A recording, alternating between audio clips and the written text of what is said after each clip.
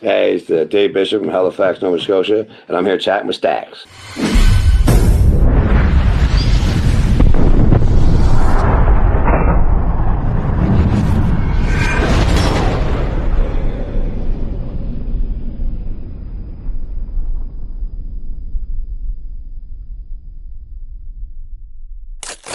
Welcome to this episode of Chatting with Staxx. I'm your host, Bill Staxx, and today I got Bishop. What's going on, Bill? What's up, man?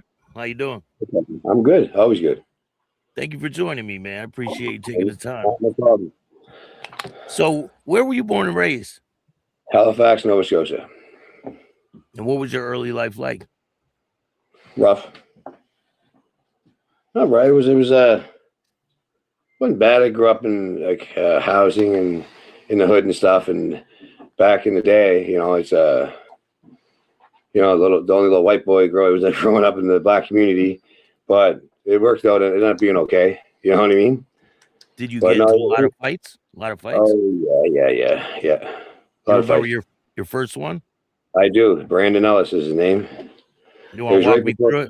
Walk me through it.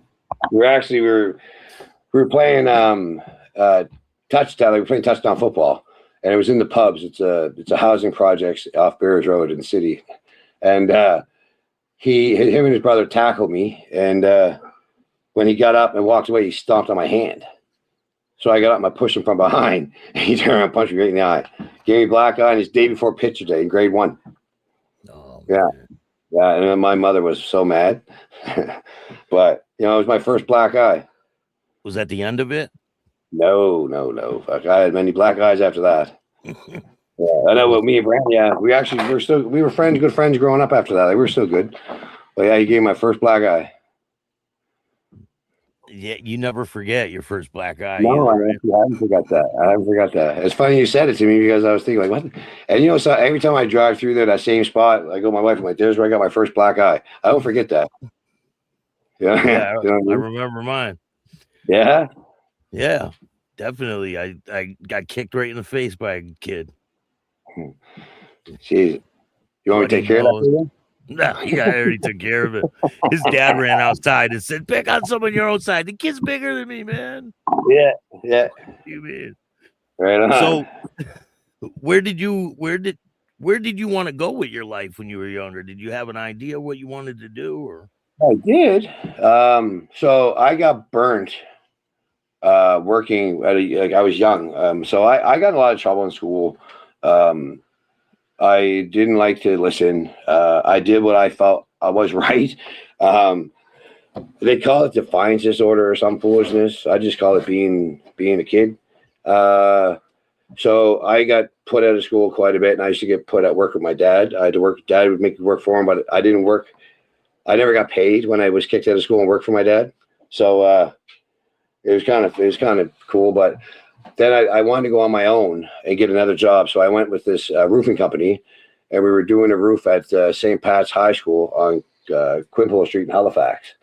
It was my first time working on roofing tar and everything else. And they put the tar pot up on the roof, which I didn't know what you weren't allowed to do, by regulations. Anyway, I went over with the thing to grab the tar because we were tarring the whole roof. And they had it on 4x4, just wood blocks. So I'm pulling it, and the tire is thick, and it's hot and everything else. So I'm shaking the pot, and it fell on me. And when it fell on me, all the tire came out. It burned all my legs, my stomach, my chest, everything else. And it's heavy, right? And when I was at this age, I was really small. Until I was 21, or when I got out my first jail term, I got out at 19, and I was 120 pounds. And when I went in, I was under 100 pounds. Right? I was always a little guy. Yeah. So I thought so anyway, the tar burnt, it fell on me, and I got put in the burn unit, and I was there for quite some time. And I seen all the kids and everything else. So I always wanted to be a firefighter. That's what I wanted to be. And from that, because my one sister is in the military, and my other one, she's so high up in the paramedics now, she teaches paramedic school. Right. And then there's me. You know what I mean? They're the good ones. I'm the baby, and I'm the bad one. So from that, I did firefighting training, and I went downtown one night, and I got pizza at Pizza Corner. and I got 2 pieces of pizza, and I was walking out the door. I held the door open for these guys, and they took the pizza out of my hand and started eating it. I'm only like 120 pounds, but I was also a featherweight boxer. I did some stuff. I messed around with a little bit of things, right? So I knew how to handle myself. So I felt disrespect, and I was always taught, if you feel like either you're in danger or somebody disrespects you publicly, at a young age, I was taught violence, right? You don't cry, you don't dish, you either you walk away, you figure it out later, or you handle your business and never be punked off, and always stand up for yourself, right? And so I looked at these 2 guys, and I hit the one guy a few times. What?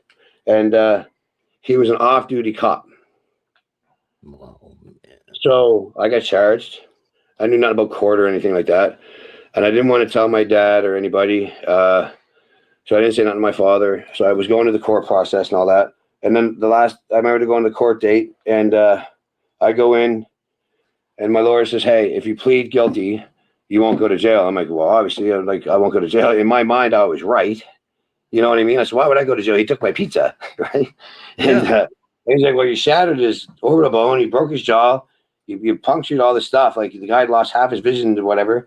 I said, well, I didn't think it was that bad. You shouldn't, in my mind, you shouldn't have took my pizza.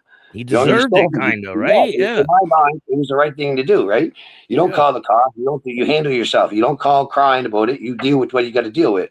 And you take your heat if they get heat. So I said, okay. He goes, well, if you don't, if you plead guilty, it will be some kind of, I forget what it's called, conditional sentence, where if I finish the probation or whatever, I don't get in trouble, the charge goes away, and then I'll be able to pursue what I want to do.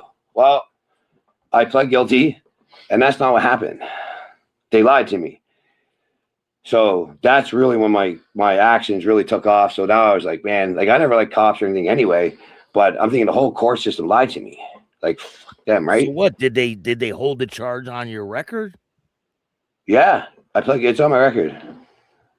So there was no unconditional discharge. No, I never left, and I could never go firefight. I could never do any of that. That was just, they lied to me, and I would have rather, if I could have went to jail and they got out and then have it done or whatever. But yeah, they lied to me, so that's where a lot of hatred came on with me towards police and everything else.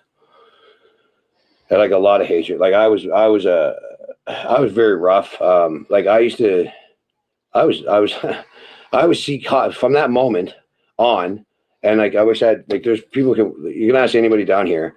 If I seen cops, I would literally chase after them. Like, it was just dumb. I have multiple assaults on police officers. You know, it's not like these guys didn't even do anything. It's just I thought, like, well, you guys fucked me, I'm gonna fuck you, kind of thing, right? And that was my mentality. And it didn't get me anywhere. But my problem was, I didn't care about jail. I didn't care about anything. I cared about what I stood for and what I stood up for. So in my mind, they fucked me, so I'm going to fuck them. So I became very, like, hateful towards it, childish if you think about it now. But I never gave a care about anything besides standing up for what I believe in, ever. And you can't, nobody will break me on that. And that's what my old man ingrained in my head. You know, always stand up for yourself. Don't let anybody belittle you. Always give somebody trust and respect, and it's up to them to keep it. If they break it, that's on them. If they start it, you can finish it. That's on them. You know what I mean? Yeah. And that was my mind. Like, I don't want a problem. But if you bring a problem, there's going to be a problem. Like, let's go. Let's go right now. Let's just deal with this. And I've done all kinds of, like, insane, like, stuff I think about now. It's just like, man, I wasn't even thinking. You know what I mean? I got in, like, right after that court case there, I got charged for something a little extreme. I don't know if you want me to say this, but it's in court. Okay, so right after that charge, I dropped a friend of mine off in Bedford, and I was pulling around, and I had a Nissan 240 SX, and I was turning around in the driveway, and all of a sudden these people jumped out. It was a Civic and a Civic, Dodge Dakota. They all pulled behind my car, and they got out, and they were like, "Remember the corrections, right? You just said." I'm like, "What the hell?" I'm like, "What do you guys want?" And then they're like, "You just tried to rob my house." I'm like, "What? You rob your house?" And I was literally just cutting down some weed plants where me and my buddies at. So my car is full of weed plants. I'm supposed to take and dry. The only thing I got in the car is a machete. These guys just got like poles and bats, and they're all beating on my car. And I'm like, man, what the shit? So I got out and I started swinging the machete. And yes, I clipped a couple of them. So I got away that night, and then they went and arrested my friend of mine, who's he's Arabic. I do not look Arabic. So they went and arrested a real close friend of mine, and he's a good guy. He don't get in trouble. He had a job, everything lined up for himself. And I don't know how they even got his name, but they went to his job and they arrested him. And I got a call. They're like, man, Nazar's in jail. I'm like, for what? They're like, for what happened last night. I'm like, what? So I drove to the police station, turned myself in to get him out. And you didn't have to do that. Nope. But he didn't tell me either. He didn't have to do that. He's a straight law-abiding citizen guy working, and he just had a kid.